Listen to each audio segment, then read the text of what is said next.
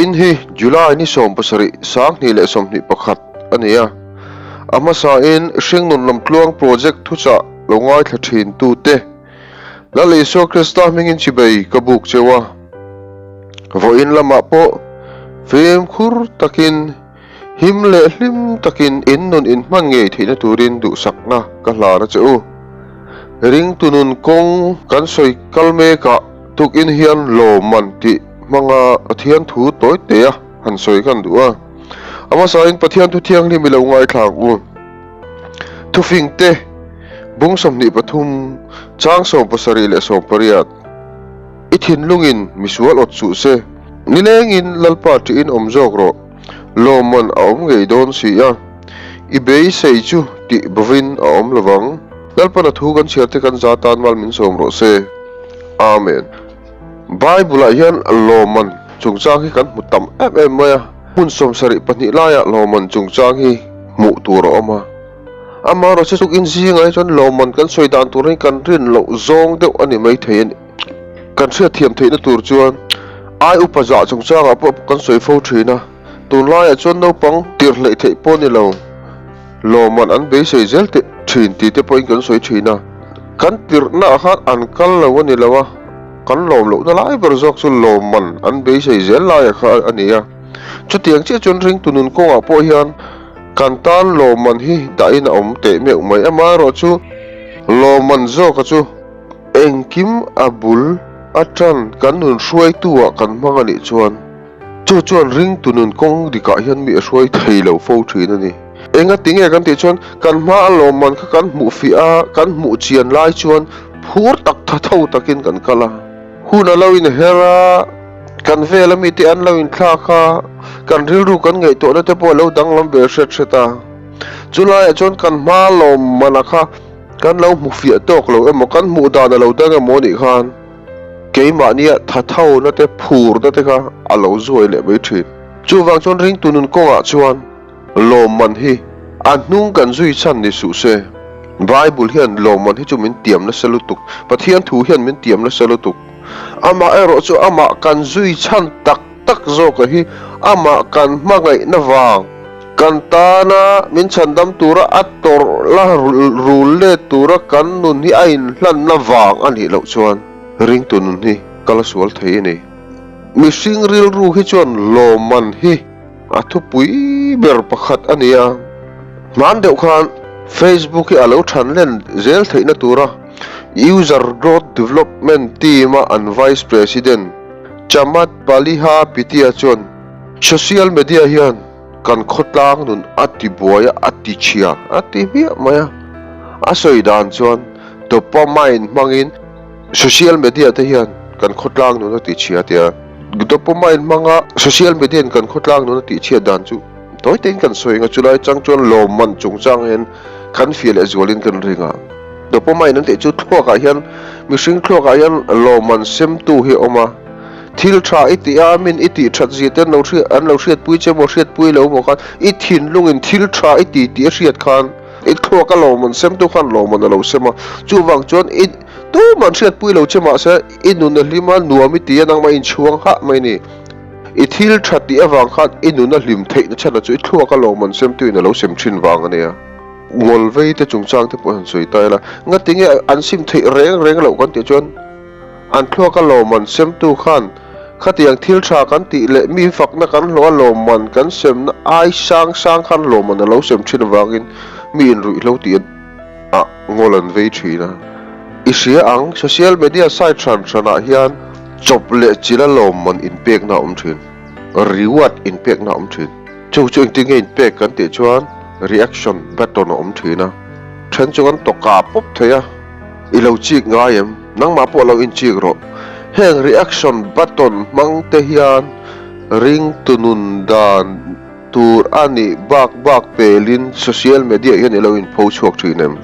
me in reaction of mu tam du wang te comment of mu tam du wang te in anun social media hian hlo fo engtin nge hlo kan ti chuan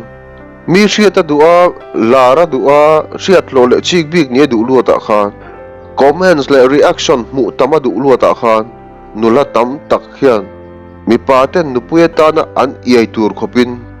an taksa te an phel ruak fo enge chung zong chu chan kan ti chuan ni china kan soi ang khan dopamine kha thua ka loman sem tu gan thua ka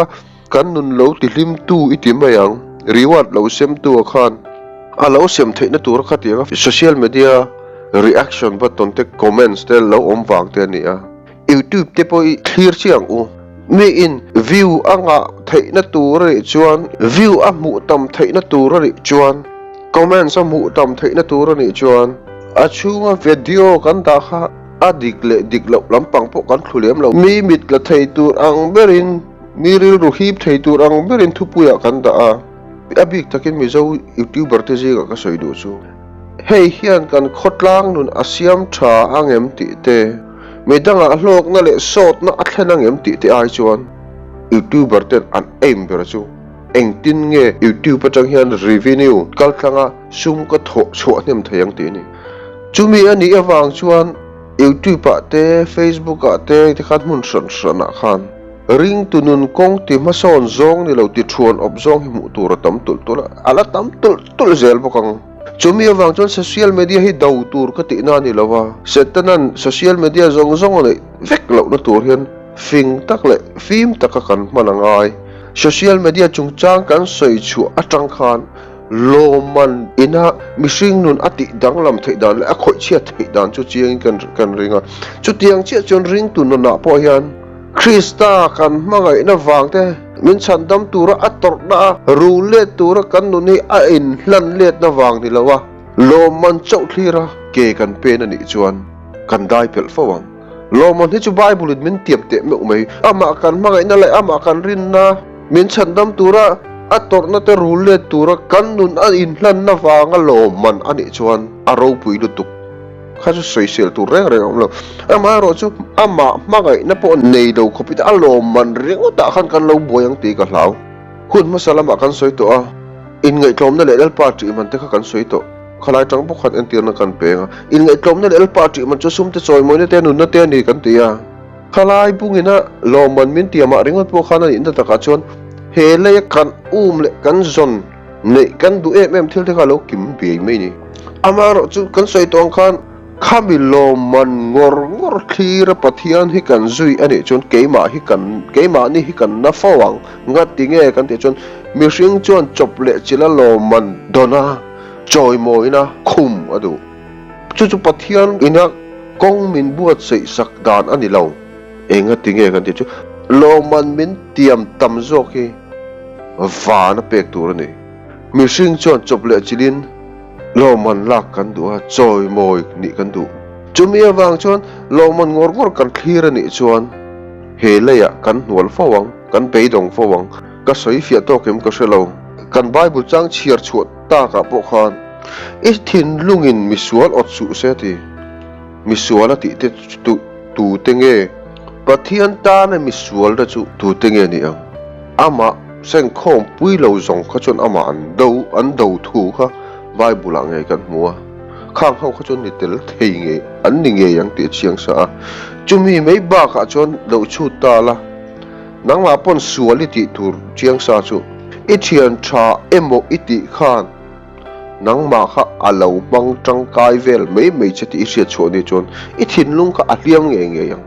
chu ta tak chuan helaya kan Bible cha chiar chota kha i thin lungin misual ot su se tia misual te zinga po hian loman chau bei se ama zui tu te po antel nge hian kan ring khopa ama ro chu kan share thazel e chon ni leng in lal party in omzok ro loman a om nge don si a i bei se na chu ti povina om lawang ti kan mo ni leng lal party nun chon loman ringo ta soilo lal party chon anunin pathian a choi moi don pathian ta na rin om don ring tununin ani tin nun kha mang don chulai zo ka chu loman kai suaina ani lo pa pathian mangai na ina kai suaina ani kha mi khan pathian amangai em wangin pathian du danin anun khani legin mang ti na ni chulai zo chu ring tu ten kan chelang ti ka hlau thin chu wangin ho u tu in zinga he thu lo ngai thatu zong te kan nun suai tu a hian loman be seina ni lo sela ama kan mangai na le atana kan rin omna min chandam tura aron torna wang kan nun kan hlan let na zokhi kan rin na nun kong suai tu alo ni theina turin kan thu soite lalpan kan za tan mal min som ro se amen